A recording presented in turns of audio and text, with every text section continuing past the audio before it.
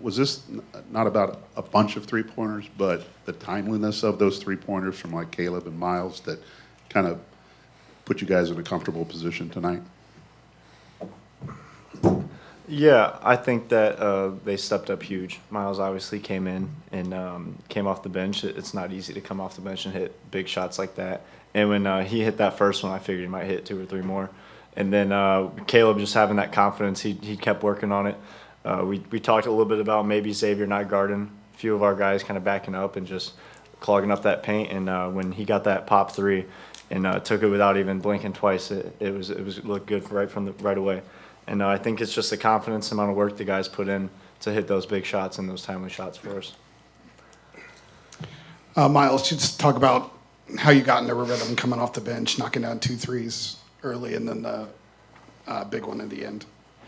I think it's always important to be locked in when you come off the bench, just because it's you're not going to be loose and fresh like the starters, but you just gotta be ready for any moment. That's what the coaches tell me. Everybody's telling me just be ready.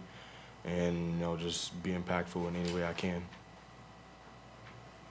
Caleb, how have you adapted to your new role and knowing you're not going to play a ton of minutes like last year, backing up Zach and kind of realizing that you can be effective and spell him and add something different when you're coming off the bench?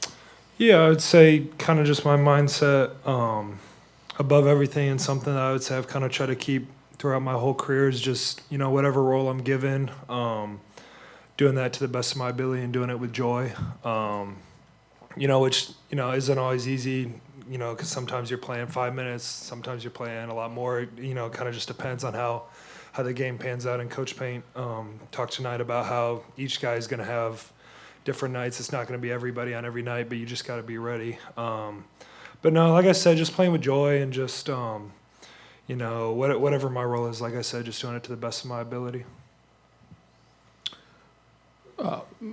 Miles, over here.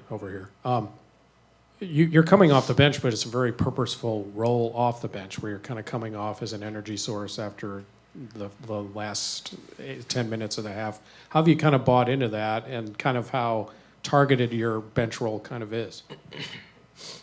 Like I said, just being impactful and being ready, and just whenever I come off the bench, being impactful in any type of way, just trying to help my team win, and just being ready. For Caleb, you look like you got your stroke back. Is it confidence? Is it mechanics? Is it the way your teammates are getting the ball? What's kind of gone into the three-point success here you've had? Yeah, I would just say, kind of realizing obviously I didn't shoot it great last year, so I'm probably going to have more time and more space this year, especially, at the first few games before I can prove that I can knock it down consistently. So I'd say just trying to be patient with it, not rushing myself, and kind of like Fletch talked about with what Coach Paint talked about, just taking those opportunities, not trying to force them, but just taking what the defense gives me. Miles, did you see that shot at the end of the half come in when Braden came off the ball screen? It looked like your hands were down at your sides when he let go of the ball. It was a very quick pass, but I think I was able to catch it and get it off and hit it. So yeah. Caleb, with limited minutes, how do you not force things knowing you have limited minutes? Mm-hmm. Yeah, I would say it kind of just goes to what I said about, whatever my role is, whether it's playing limited minutes, playing more minutes, whether it's to score, rebound, any of those things, but just doing it to the best of my ability. And for me, my main thing is just always playing for an audience of one, which is the Lord, and so that's just kind of what I try to do. Fletch, when you guys start making threes, did that open up Zach a little bit?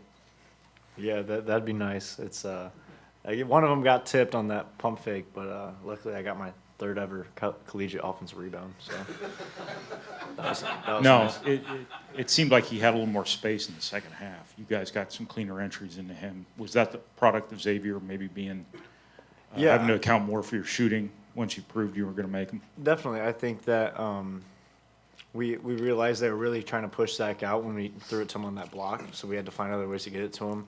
And the pick and roll indirect and then down into Zach, I had like 3 or 4 from the top of the key just directly to him, and that's a pretty easy pass to make when he's such a big target. But I think just us finding different ways. PJ Thompson's called a great offense so far this year, and it's only going to keep getting better with all the stuff he has planned. But I think just finding different ways to get it to him and Caleb and Trey Kaufman down there, it's going to be lethal, and then it's going to open up a lot of space for us to make more shots.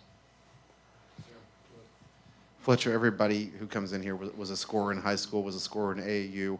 Caleb kind of talked about this. How much do you have to swallow your ego and realize I'm going to have 0 points one night, I might have 20 the next night, and it's just so deep on this team that it could be anybody's night on any given night? Yeah, I mean, college basketball is such a long season. It's so many practices in the summer and fall and winter. If you can get down after one bad day, then it's not the right sport for you. It just persevering, like scoring 2 points the other night and not even thinking twice about it. Showing up at practice the other day with a smile on my face, ready to get another win on Monday. It's about the team, and I think that's what all these guys are about. And I think that's why it's so. Even though when we practice and we play so many straight days, it's a lot being around the same guys, but it's a joy being around these guys and these coaches and going in every day and just working hard, and that's working to win too. Caleb, for another game, you guys were out-rebounded on the offensive end. Is that something different this year schematically, or just the way the ball's been bouncing so far? No, I mean, it's obviously something that we're not too thrilled about. But no, I think it's just kind of gone along with, I think especially this game, at least we did a good job hitting our threes. So obviously that doesn't create as many offensive rebound opportunities for us. But no, I'd say it's kind of just kind of getting back into the mix of things. Obviously you're not, peaking and everything right now this early in the season, but that's something that, we definitely want to see flip around a little bit. Fletcher, you guys ended up with 10 fast break points. I think they were all early.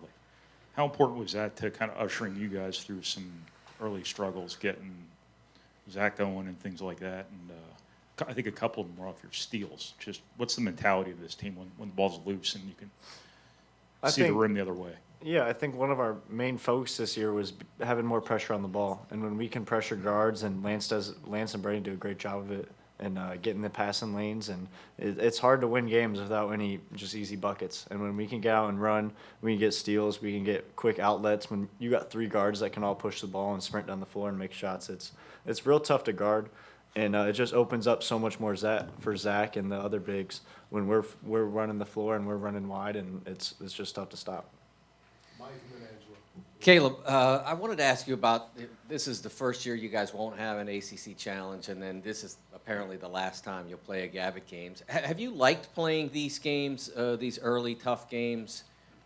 What have they done for you, and do you think them going away is a good or a bad thing for college hoops and for Purdue? Yeah, I would say personally it's a little bit of a shame.